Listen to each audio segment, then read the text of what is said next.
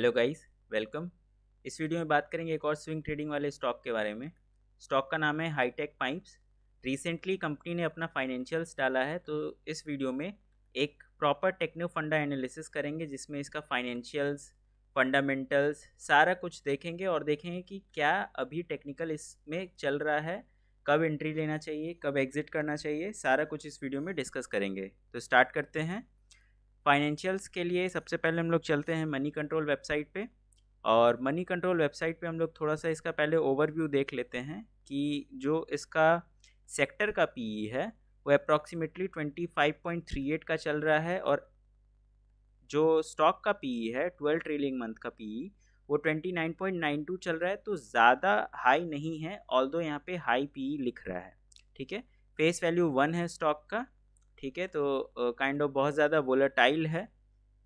अब थोड़ा सा देख लेते हैं इसका रीसेंट फाइनेंशियल्स कैसे आए हैं और शेयर होल्डिंग कैसा चल रहा है ये सब। तो फाइनेंशियल्स के लिए हम लोग क्वार्टर ऑन क्वार्टर रिजल्ट्स देख लेते हैं। तो आपको दिखेगा कि पिछले चार क्वार्टर के हिसाब से बहुत अच्छा इस बार रेवेन्यू बन के आया है।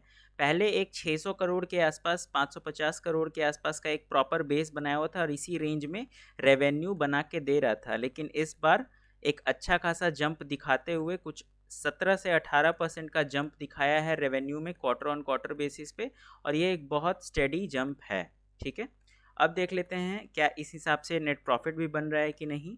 तो अगर हम लोग नेट प्रॉफिट देखेंगे तो नेट प्रॉफिट भी पिछले चार क्वार्टर के हिसाब से एक अच्छा आया है।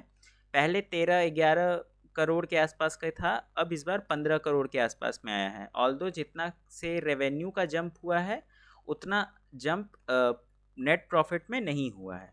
ठीक है, आगे देखते हैं। थोड़ा सा बैलेंस शीट में देख लेते हैं कि जो इसका लाइबिलिटीज़ वगैरह है वो सब कैसा अभी चल रहा है। ठीक है, तो पहले रिजर्व्स एंड सरप्लस देख लेते हैं। 2018 में 95 करोड़ था, फिर 130 हुआ, फिर 162 हुआ, फिर 189 हुआ और 246 है इस ईयर तक। तो एक स्टेडी ग्रोथ है रिजर्व और सरप्लस में। ठीक है, अब हम लोग थोड़ा सा इसका एसेट्स वगैरह का बात कर लेते हैं। तो टोटल एसेट में भी एक अच्छा खासा इजाफा ही है, कह सकते हैं कि इसका जो फिक्स्ड एसेट है, फिक्स्ड एसेट तो इनका बढ़ ही रहा है और टोटल एसेट भी एक अच्छा खासा बढ़ रहा है।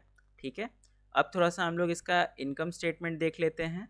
इनकम स्टेटमेंट तो ऑलरेडी हम लोग प्रॉफिट एंड लॉस में कवर कर लिए हैं। ओवरऑल इसका जो इंटरेस्ट वाला पार्ट है वो हमको थोड़ा सा फैसिनेटिंग लग रहा था, कि क्योंकि पहले ये जो पिछले क्वार्टर तक 2022 का जून, 2022 का सितंबर, ये सब में 9 करोड़ रुपए का ये इंटरेस्ट पे करता था, लेकिन अब थोड़ा सा घट के 7 और 8 करोड़ के आसपास में हो गया, तो ये एक अच्छा बात है। ठीक है, अब आगे चलते हैं हम लोग इसके कैश फ्लो पे।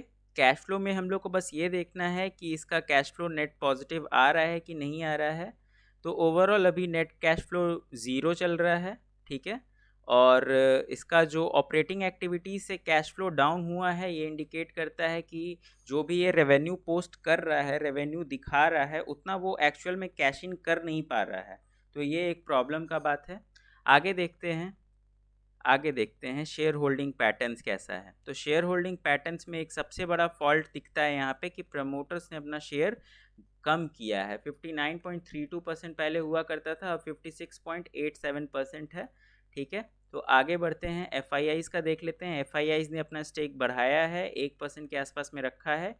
डी ने भी एक अच्छा खासा स्टेक बढ़ाया है। पिछले क्वार्टर तक इनका कोई मतलब नहीं था, इस स्टॉक से 0% का होल्डिंग था, अब ये 5.08% का होल्डिंग आ चुका है।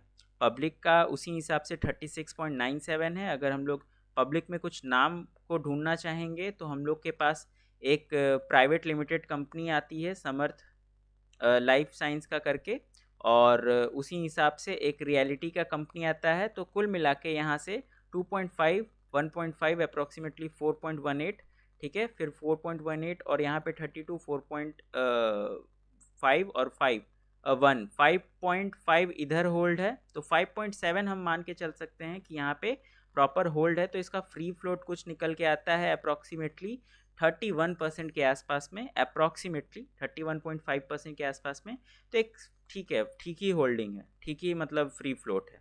ओवरऑल हम लोग ने कंपनी का फाइनेंशियल्स देख लिया, फंडामेंटल्स देख लिया, फ्लॉज कहाँ कहाँ निकल के आ रहे हैं। सबसे पहला तो है कि शेयर होल्डिंग जो प्रमोटर्स का है उसी में डाउनफॉल आया और ये सबसे बड़ा एक नेगेटिव पॉइंट है। दूसरा एक दिक्कत क्या आ रहा है कि जिस हिसाब से रेवेन्यू बढ़ रहा है उस हिसाब से प्रॉफिट नहीं बढ़ रहा है। तीसरा एक क्या दिक्कत आया है कि ऑपरेटिंग जो इनका एक्टिविटीज़ है उससे नेगेटिव कैश फ्लो है, तो ये बुरा बात है और पिछले साल के हिसाब से और कैश फ्लो कमी हुआ है। अच्छा क्या है कि एक ब्रेकआउट आया है रेवेन्यू में, ओवरऑल प्रॉफिट अभी तक के हिसाब से पिछले 4 क्वार्टर के हिसाब से सबसे ज़्यादा आया है और एसेट्स बढ़ रहे हैं, रिजर्व्स एंड सरप्लस बढ़ रहा है, लाइबिलिटी कम हो रहा है, जो कि पिछले 2 क्वार्टर पहले तक 9 करोड़ देते थे एज ए इंटरेस्ट, अब 7 और 8 करोड़ दे रहे हैं। तो ओवरऑल फंडामेंटल तो यही निकल के आ रहा है। अब थोड़ा सा देख लेते हैं हम लोग टेक्निकल के बारे में। तो आज स्टॉक ओपन हाई रहा और जहां से खुला है वहां से ही गिरना चालू किया है। कुछ एक प्रॉपर गैप अप खुला था। अगर हम उसको कैलकुलेट करना चाहें तो हमारा कुछ निकल के आता है कि पिछले क्लोजिंग से अप्रॉक्सीमेटली 7% का गैप अप खुला था और उसके बाद दबा के बेचा गया है, क्योंकि जो भी निचले लेवल से बाई किए होंगे एक प्रॉपर उन्हें स्केप मिल रहा होगा, 12-13% का प्रॉफिट बहुत क्विक रहेगा, इसी वजह से बहुत सारे लोग ने निकलने का सोचा होगा। पर अब हम लोग देख लेते हैं कि ओवरऑल चल क्या रहा है स्टॉक में। ठीक है, तो अगर हम लोग इसको थोड़ा सा श्रिंक करके सामने रखते हैं तो आपको एक प्रॉपर यहाँ पे ट्रेंड लाइन का ब्रेकआउट ज़रूर दिख रहा होगा कि ये जो ट्रायंगल पैटर्न बना हुआ है जिसमें स्टॉक कंसोलिडेट कर रहा था एक प्रॉपर, अब एक अच्छा सा यहाँ पे ही ब्रेकआउट आया था और एक अच्छा सा मूवमेंट आज अगर सुबह तक देखते तो आपके पास 12% के आसपास में रहता। ठीक है, अगर आप बेस से कहीं बाई किए होते तो एक प्रॉपर कंसोलिडेशन हुआ है रिजल्ट्स के पहले, तो एक तो मूवमेंट आना तय है, चाहे वो डाउनफॉल का है चाहे वो मतलब ऊपर जाने का है यहाँ पे, लेकिन एक अच्छा खासा बन रहा है ऊपर का, क्योंकि आज भी अपने पिछले लो के नीचे क्लोज नहीं किया है। ऑल्दो एक इमीडिएट रेसिस्टेंस हम लोग इसको मान के चल सकते हैं और दूसरा रेसिस्टेंस हम लोग का ये रहने वाला है। ठीक है, तो ये हमारा फर्स्ट टारगेट रहेगा। ठीक है, सेकंड टारगेट हम लोग और ऊपर का एम करके 100 को लेके चल सकते हैं, तो 90 से लेके 100 के बीच में हमारा टारगेट रहने वाला है। एसएल हम लोग अभी जहां 77 का चल रहा है, तो एसएल हम लोग ये जो जोन का कंसोलिडेशन है उसके टॉप को लेके चल सकते हैं कि अगर इसके नीचे में कहीं भी क्लोजिंग आएगा तो हम लोग इस ट्रेड से कट जाएंगे और ये हमारा कुछ बन के आता है अप्रॉक्सीमेटली, ज़्यादा नहीं बन के आएगा। अगर हम लोग इसको लेके चलेंगे तो 4 या 5% के आसपास का एसएल रहेगा और एक प्रॉपर हम लोग को यहाँ से अप मूव दिख रहा है 16 और 28 से 30% का, तो एक अच्छा खासा रिस्क रिवॉर्ड भी बन रहा है। रिजल्ट्स बुरे नहीं आए हैं, रिजल्ट्स ठीक हैं ओवरऑल, लेकिन जो जो प्रॉब्लम है सारा कुछ इस वीडियो में हम डिस्कस कर दिए।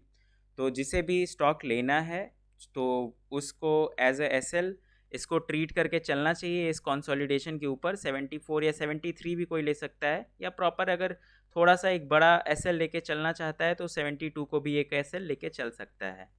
ज़्यादा बड़ा एसएल नहीं बन रहा है, सिर्फ 6 से 7% का एसएल बन रहा है। अब अगर आपको स्विंग में कमाना है तो इतना रिस्क तो लेना पड़ेगा, लेकिन अगर हम लोग प्रॉफिट देखेंगे तो 16% से लेके 30% का प्रोबेबिलिटी दिख रहा है। यहाँ पे एक अच्छा चांस दिख रहा है क्योंकि ऊपर में और कोई रेसिस्टेंस नहीं है इसके अलावा। ठीक है, तो आई होप कि आपको वीडियो पसंद आएगा। वीडियो पसंद आएगा तो वीडियो को लाइक करिए, चैनल को सब्सक्राइब करिए और आप हमारा फ्री व्हाट्सएप ग्रुप भी ज्वाइन कर सकते हैं, जहाँ पे हम आज इसी स्टॉक को 1-2 दिन पहले ही डाले थे। ऑल्दो हमारा एंट्री नहीं आया था, पर हम लोग कुछ यहाँ पे जब चल रहा था तो ही इस पर बात कर रहे थे एंट्री लेने का। ऑल्दो हम लोग थोड़े से लेट हो गए पर ग्रुप पे पहले ही आ गया था। तो जो भी यूट्यूब पे हम पोस्ट नहीं कर पाते वो ग्रुप पे पोस्ट होता है, तो आप चाहें तो उसको भी ज्वाइन कर सकते हैं।